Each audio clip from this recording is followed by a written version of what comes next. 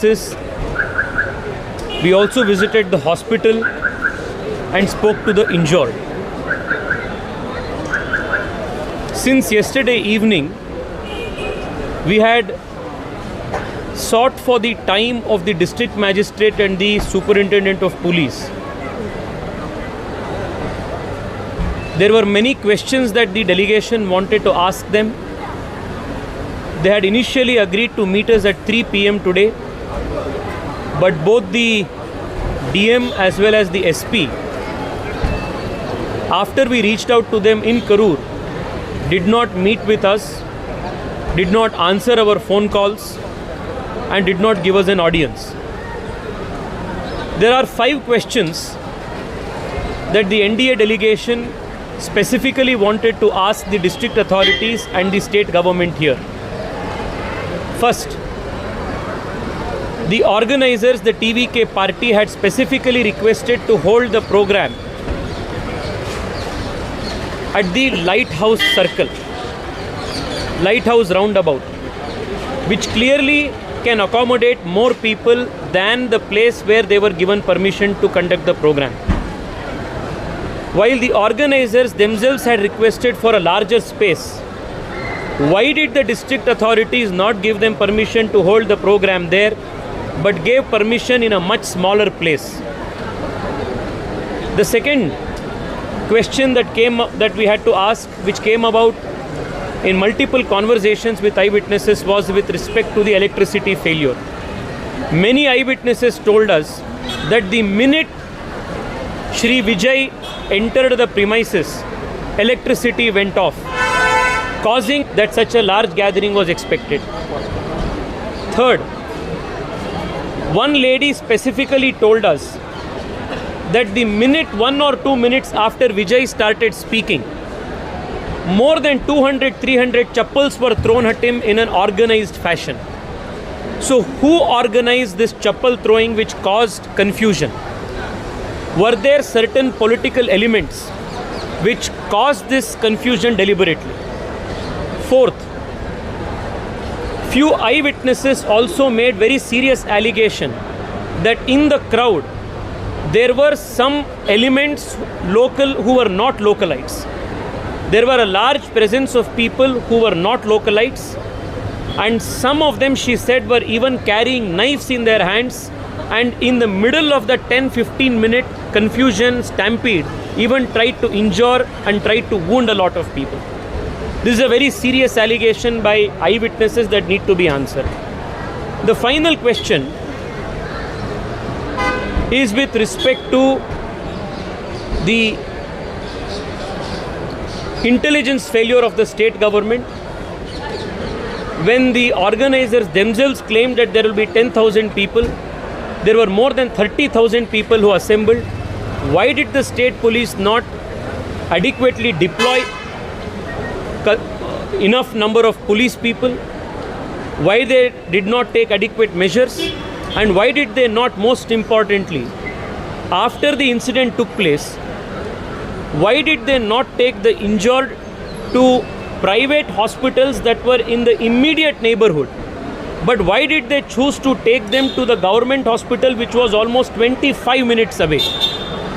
If the state authorities, this is a very serious allegation made by eyewitnesses, by the injured family members, that if the state authorities, district authorities had taken the injured to the nearest hospitals, many lives could have been saved. Why did they choose to take them to a 25-minute away government hospital? These are very serious allegations. We wanted to ask the district authorities these questions. They did not meet us, even after multiple phone calls, emails, and letter requests.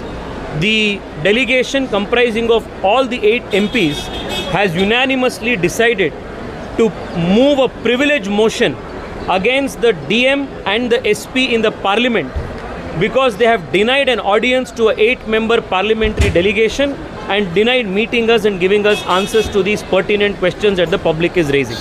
Thank you. So is there any time frame to submit the report? We will all convene in Delhi in the next couple of days. As soon as possible, we will submit the report to the party's national president and the other authorities. Any political conspiracy in the incident, sir?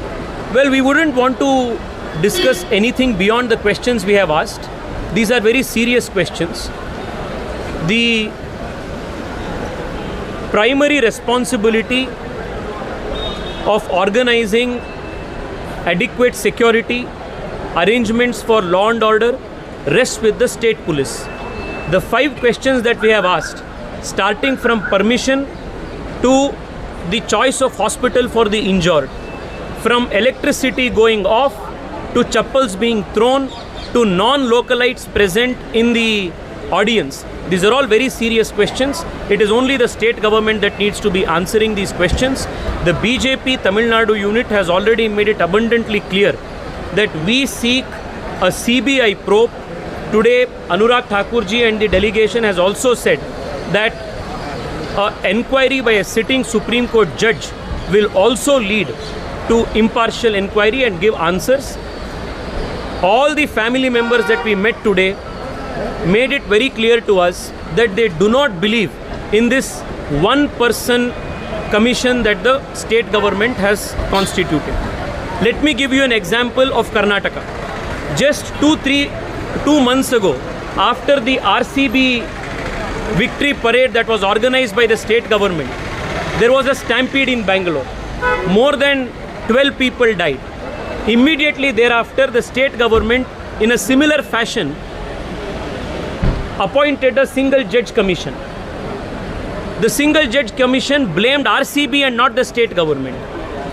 If you look at the history of these single judge commissions, no single judge commission, especially handpicked like how it has been handpicked by the state government, this time the CM here, has never given a report blaming the state government.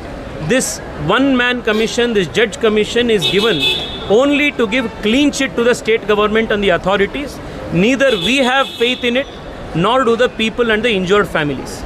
Now, today, TVK President Vijay accused directly Tamil Nadu CM. Sir, while we have watched his press conference, we have watched his video, he has asked pertinent questions. These are the questions we have also asked.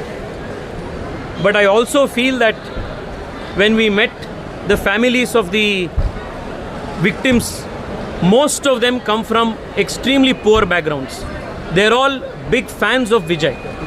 As an actor, his fame, his prosperity, his career, it's all because of the blessings of his fans.